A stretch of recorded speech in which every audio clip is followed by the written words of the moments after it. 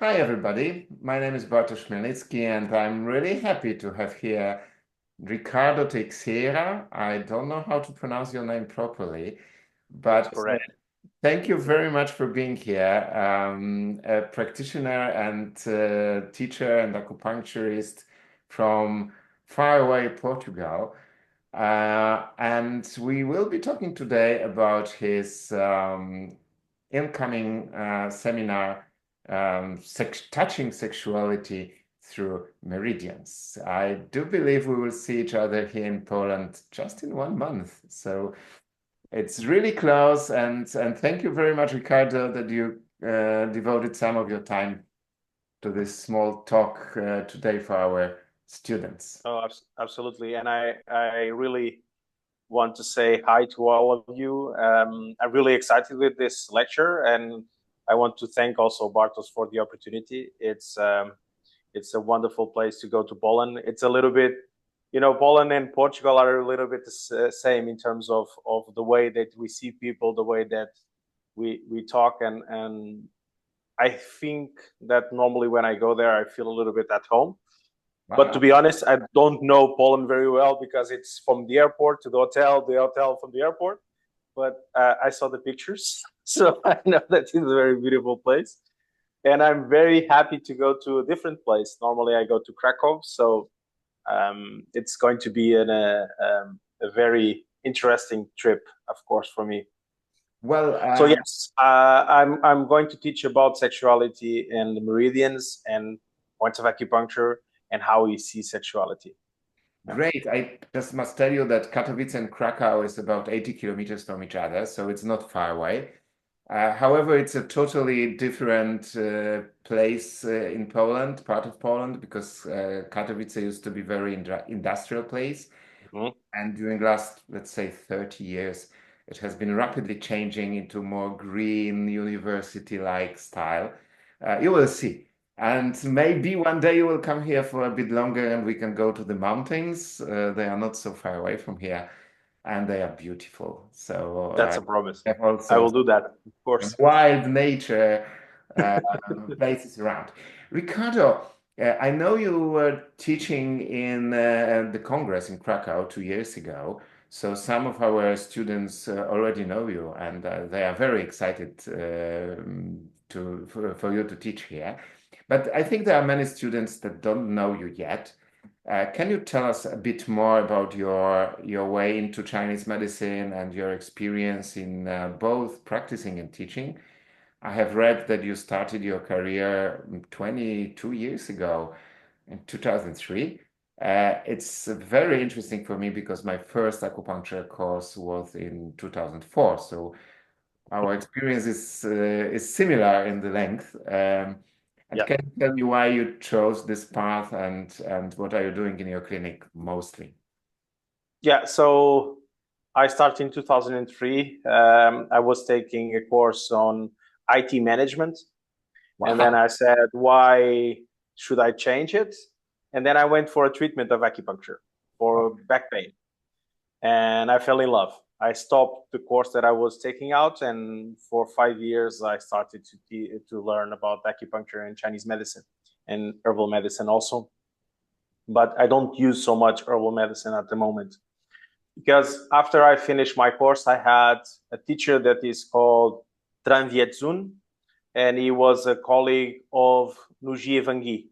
So Wow. it's yeah, they work together and to translate a lot of old texts. And he's also not only an acupuncture, but he also is surgeon. So he works as in the Western medicine. And he changed my life, and he changed a lot of lives here in Portugal when he started to teach here. And during that time, I learned a little bit more about the Western part, the Western approach.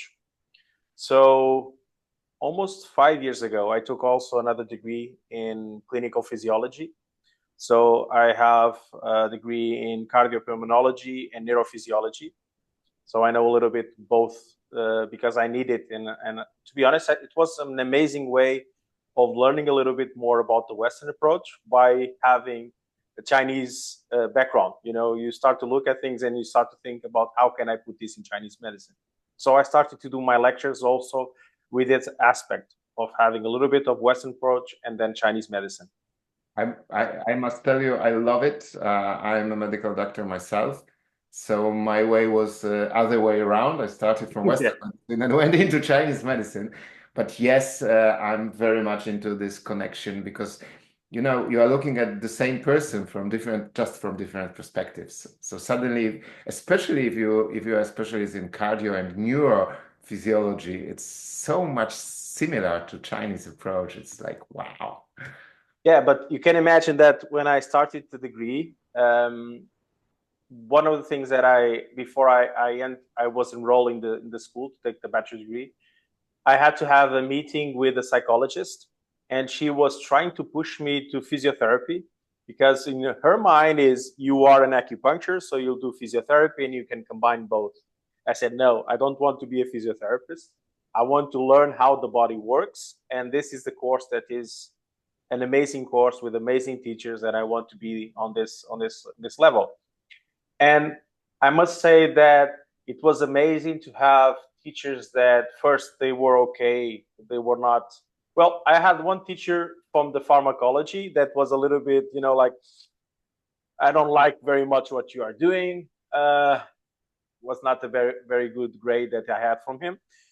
But all of the others were very supportive. I had teachers that went to me for acupuncture and I still have a very good connection with them.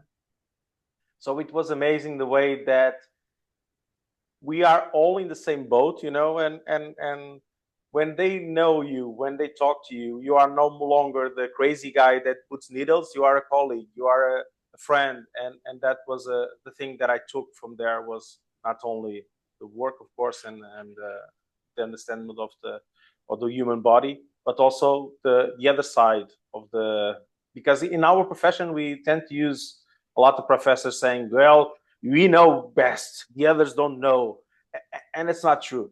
It's definitely not true. I didn't feel that. I'm really happy to hear that because, you know, this is something I've been repeating and repeating for the last 20 years, 25 years almost, also to my students. But other than a practitioner, you are also a teacher, right? You Yes. do Chinese medicine. So I was teaching in one of the first courses of acupuncture in terms of bachelor degree, because acupuncture in Portugal is regulated by the state. So it's inside of the university. So I was teaching there as giving lectures in advanced diagnosis. So pulses, a lot of the part that normally no one wants to give. So they give the potato to me.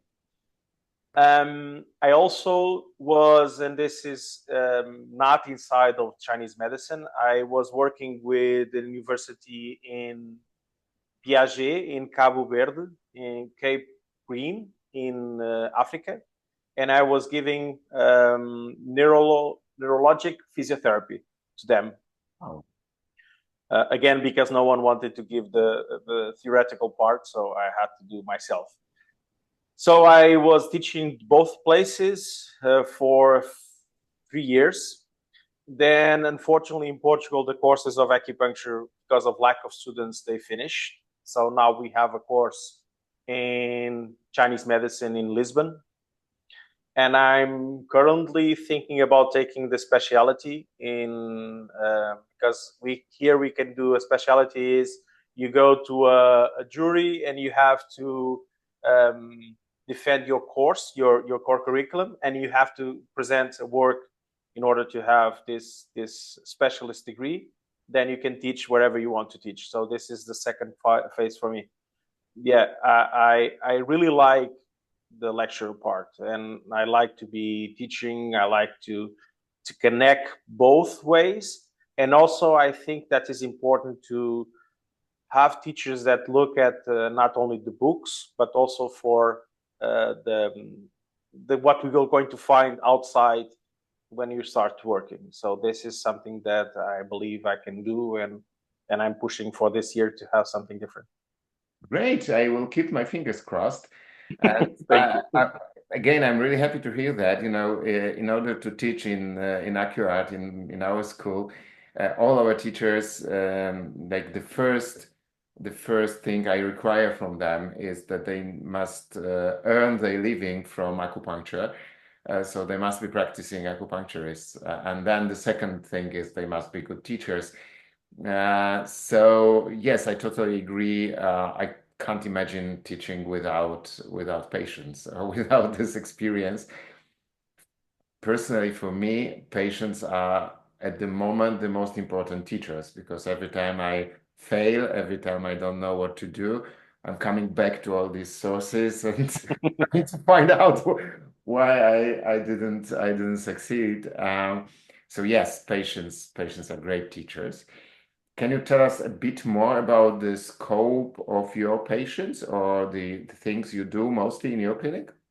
Yeah, so like almost acupunctures, all of acupunctures, we tend to have 80% is pain, 75 to 80% is pain. Then you have around 2 to 3% that you don't know exactly what it is, and it's a little bit complicated. That's the ones that we like more. And the rest will be around, well, to be honest, sometimes when people came here with pain, they also have other problems associated. And this is why Chinese medicine is quite great. You can start by writing the diagnosis by saying that they will have pain on this and that, and you need to focus on this. But then when you start doing the treatments, and this is something that I have learned also with a fantastic teacher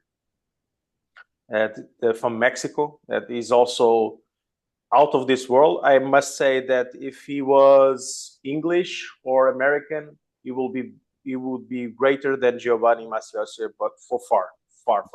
Yes. The guy finished his degree in medical doctor with 98% on the average. He speaks Chinese. He reads Chinese. He worked in Peking. He has one technique that is almost the only one doing this in the Western world, that is called akutomo. Fantastic technique for pain. Fantastic technique for osteoarticular pain and problems. But it requires for you to have an extensive knowledge about anatomy, an extensive knowledge about physiology for doing that technique. It's not something that it's easy. I worked in his clinic I had an intern for 1 year there, or 1 month there. Wow. And we did also something that was amazing. That was, we went to a brigade with 10 other colleagues, and we went to a place that it doesn't have a lot of money. So we went to a church. They created a place for us, and we saw almost 500 patients, people without money. And the guy has a big heart. It's a guy that's amazing. It's someone that every time that I do something, it's always him that I have in my mind. And it's the kind of guy that you like when you go to a coffee shop and he brings a napkin and he starts writing and say, look at this. This is the Chinese way of doing this. This character means this, and you can use this. That's why. So yeah, that's why I think that it's important to have good teachers. And I agree with you. Your patients will teach you a lot every day. And so, yes, most of my patients is pain. Then we have emotional issues, a lot of them. And I can say to you that sometimes it looks like we have what the Western called a series. So, for instance, you have a lot of patients that come to you with pain in the arm. So you have a lot of them coming. Then you change and you have a lot of it seems like sometimes you attract this kind of patient for quite a while, and then it shifts. So I don't know exactly why, but that happens also in the Western part. Well, this is a very dangerous topic for me, so we will change it. Because, I've heard it many times before that you attract some kind of patients. And suddenly, I don't know why, of course, and it's totally not about me, I'm sure, but about 30% of my patients are these anxiety, depressive patients. So, well, let's change the subject then.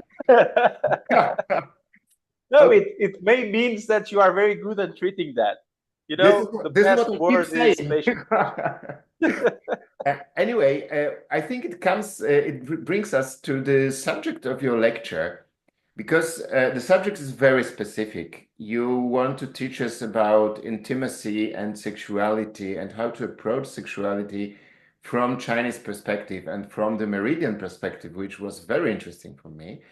But I have heard many of my students asking me, Bartosz, most of my patients are with pain, or most of my patients are with, I don't know, allergies or digestive problems. Why should I take a course in sexuality? Sexuality is not the main issue. And for most of my patients, some of them come with sexual issues, but most of them not. It's not the main complaint. However, when I start working with them, suddenly it appears that their sexual life, their intimacy, and especially on this emotional level, also should be treated, because there are many stagnations and many blood issues and many other problems. So is it that you really want to focus on only on sexuality as a main complaint, or it can be, like accompanying other problems that people come with? Yeah, that's, this is my business card most of the times when I am going to teach in other countries, this sexuality. And people at the beginning, they start to become very excited with the possibility of having the lecture about sexuality. Then they start to think a little bit like your Students. the people that want to have the lecture say, well, why should I be there? Because, well, that's a theme that is very complicated. That's the thing. It starts by the wrong idea that sexuality is only about sex, or is about problems with sexual organs or something like this. WHO said that sexuality is more than just sex. It's also about how you feel, how you fantasize, how you relate to others, the way that you relate with yourself. So my approach is a little bit very broad, and I must say that the lecture itself, I have around 980 slides, so I need to bring that down a lot. But the idea is to create the possibility of people looking at how is the physiology of sexuality according to Chinese medicine. And then from there, every time that you have a patient that has a problem related to sexuality or not, you can look at and say, well, I know how it normally works. So if it's not working, then we need to see what is the problem. When you know how is the physiology itself, it's easy for you to understand.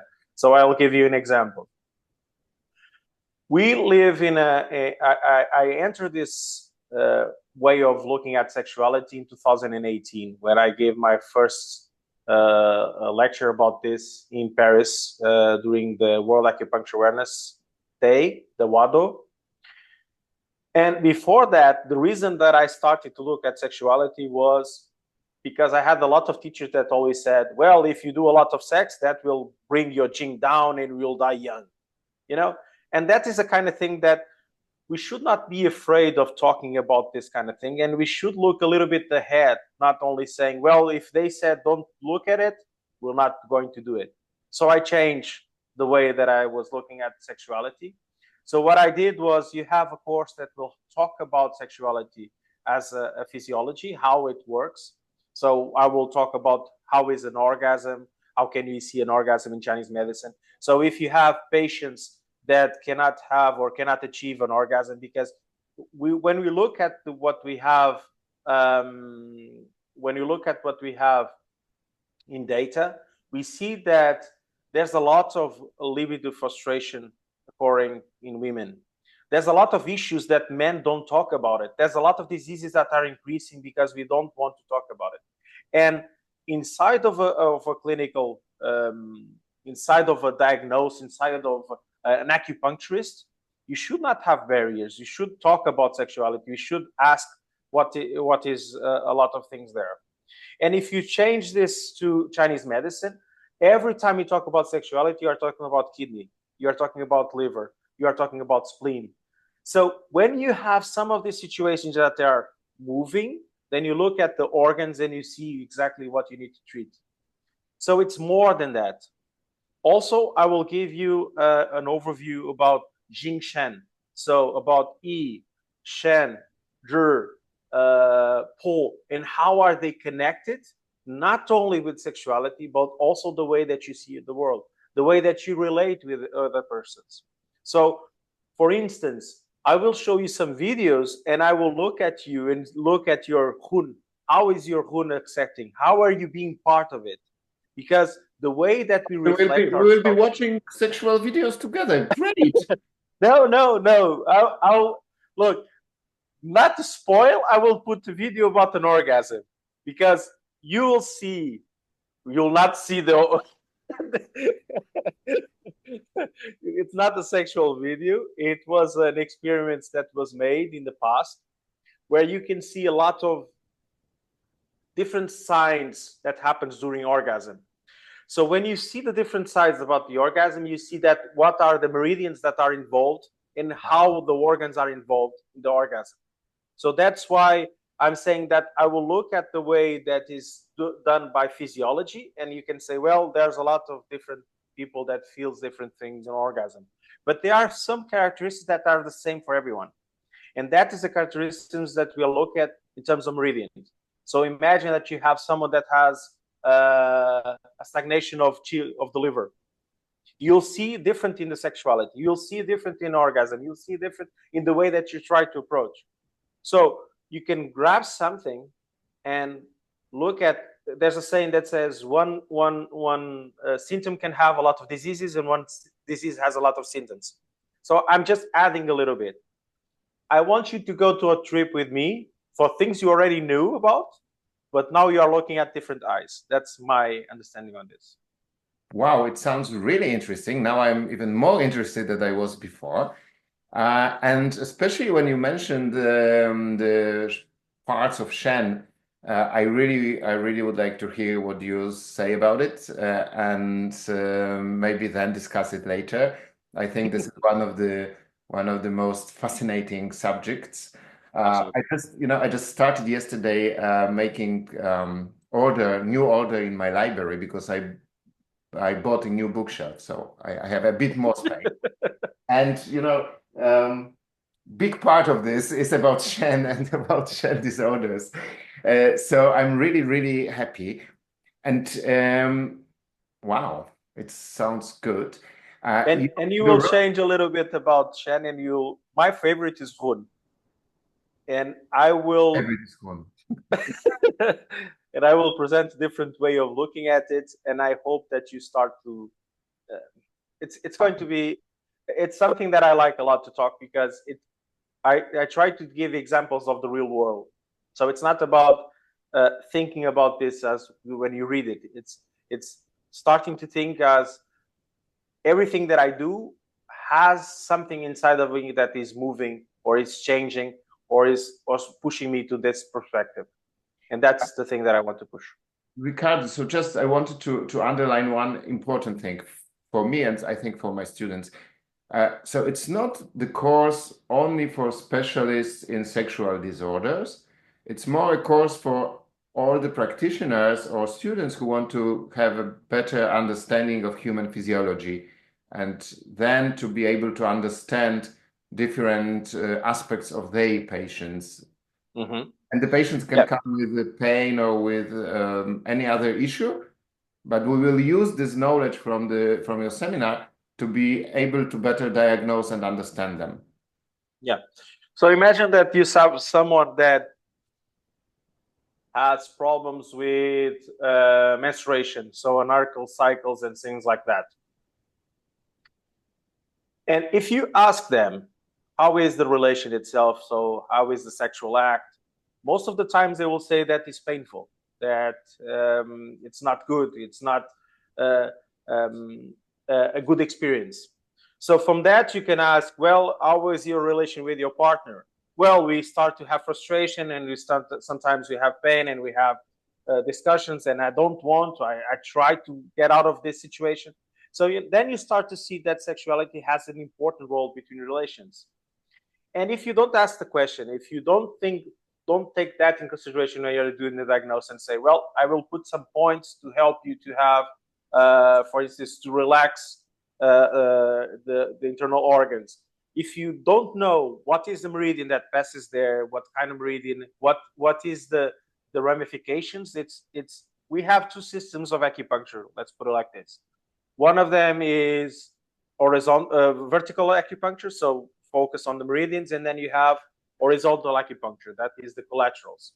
So you need to work a little bit, and sexuality has that aspect of looking to the horizontal acupuncture. So what are the meridians that passes in different places, what they do. So you can use not only this course for someone that arrives there and says, I have premature ejaculation, but you also can use for people that arrive there and says, I'm very anxious.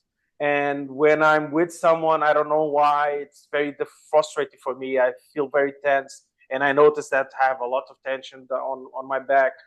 And then if you are a practitioner that just look at the tension on the back and don't look to the other part, you are not doing enough for the patient. I'm not saying that is bad. I'm just saying you are not doing enough. A little bit like you were saying. When I have a patient that I cannot work, I go out to my books and I read it. You know, I have a teacher that was Tran Vetun that says one time to me in the class itself, and it says, when something doesn't work, the culprit is not acupuncture, it's the acupuncturist. Exactly. So we need to be also very humbled and say, and I did that in the past. I had patients that I said, two patients that I said, well, probably it's a problem with me. I'm not doing enough. So I will talk with a colleague of mine. I will send you to them, and I will send all of the data that I have from you, because I need to help them. And if I'm not doing it, I need to pass. So we need to be also humble on this aspect. Great to hear that. And also, when you sent me the program of your course, I was quite surprised to see the practical part. So it's not only your lecture. We will also have the chance to learn a very special acupuncture technique. And can you just tell us a few words? Yes, there are two techniques that I want to pass, but I'm not sure if you're going to have the time for it. So at least one of them, we are going to talk about it. And it's called the rescue of the soul. Wow. And it's a technique that was developed by this guy that I told you, Roberto Gonzalez from Mexico. And, you know, we all have demons from past battles, you know, things that are always with us. And sometimes it looks like we cannot move forward in our life because there's something that is stuck. So this is a technique that you can use once every month or so in a patient, just individually, just to focus on himself. It's like you are trying to focus all of the energy on him. It's used a lot on patients that, and I can tell you that this professor, his father died a few years ago, and before he died, he called all of his sons and daughters, and before he died, he did this technique on him. And the reason that he did it was for him to feel light, feel more in peace. So it's a technique that you can use in very out of the board situations, or you can use when you feel like you need to focus or refocus a little bit on yourself. So it's looking at points of acupuncture in a different way. So you look at the name of the point, you look at how the point it's done, it's used for. Then you use a technique where you're going to see on your body some nodules, some things that represent something in your life that was blocked. And you know, it's normal that we can say, well, you look like your father, or you look like your mother, or you have the hands of your grandfather. But it's also normal for you to say, well, you have the temper of your grandfather, you know, the way that you know. And so even this emotional part is passed through generations. So this technique itself, it looks not only for things that are happening now, but things that come from you from the past. Wow. So it's a wonderful technique. It's called the rescue of the soul. You can find it. It's also a research paper that was created, and it's online from him. It has a different variations because, as always in life, you know, we start to do something that our teacher said, and this is something that I heard in the past about Japanese. They say that you need to, for you to be very good at something, there's 3 steps. One of them is you need to dedicate to the art, do a lot. Then you have to do and replicate everything that the master do, you know, do it. And then there's a third stage is when you do a little bit of the master and you do a little bit of yourself. And there is when you reach the art, there where you do the painting that, wow, it's from him and not from the master. Because that's the thing about also Chinese medicine. It's an art besides the science. So you can start by looking all of the books that you have on the back of your head, but then you start to say, well, I have the feeling that I'm doing this, I will have this result. And the patients will give you that overcome. So yeah, it's going to be a good technique.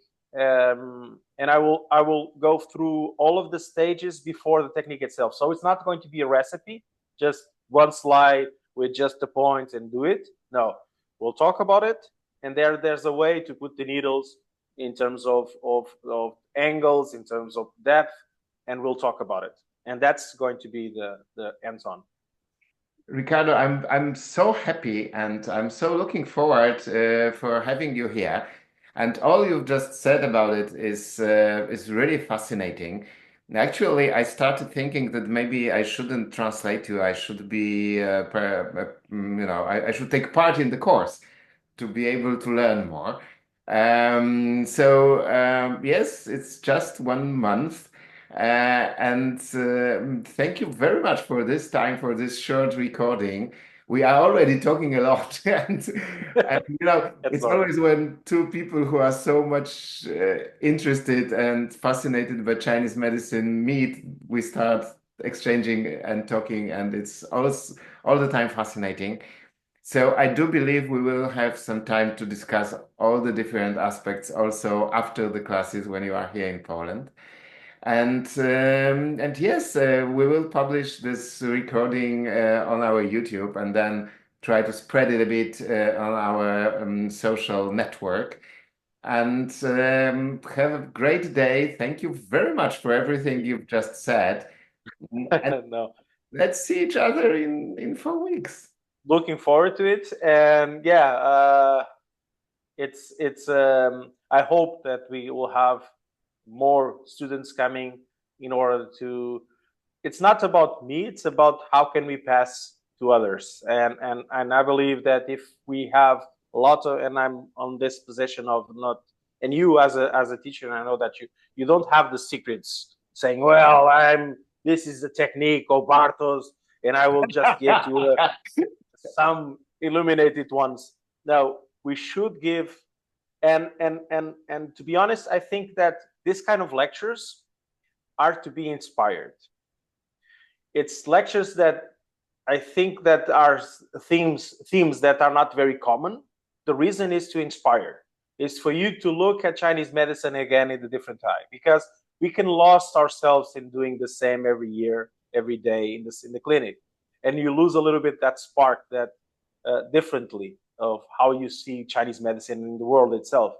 So I hope that this kind of lecture have always a lot of students, or if it doesn't have a lot, at least have the ones that can say, well, I want to know more. I want to do this. I want to do that. And that's my feeling. Great, Ricardo. Once again, thank you very much, and see you soon.